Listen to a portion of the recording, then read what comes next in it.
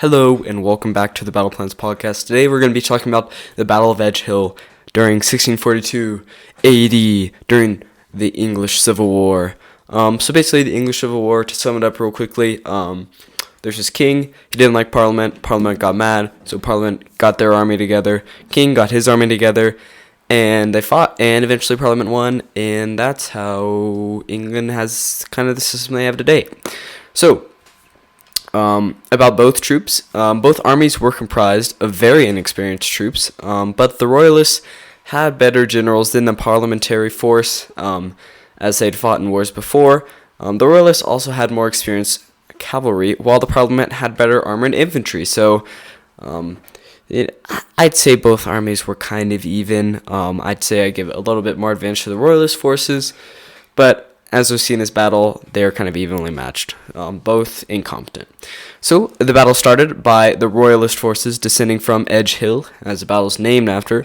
This started a firefight between the artillery, although the Royalist artillery was more ineffective as they were on this hill slope, making most of the cannonballs sink right into the ground. The real fight started when a formation of Royalist dragoons on each Royalist flank drove back the parliamentary dragoons and trampled many of the parliamentary infantry. However, the advantage did not last long, as the inexperienced horse riders began to loot the parliamentary baggage train instead of continuing combat. So this caused a few of the rebel generals to lead their infantry forward and assault the king's center. Some dragoons followed, and most of the Royalist infantry fled, leaving Charles I's center exposed. Normally, this wouldn't be a massive deal, as reserves would fill in the gaps quickly, but this time there were no reserves around the king. The Royalist generals had deployed most of the reserves elsewhere, putting the king in an unguarded position. Not a good thing.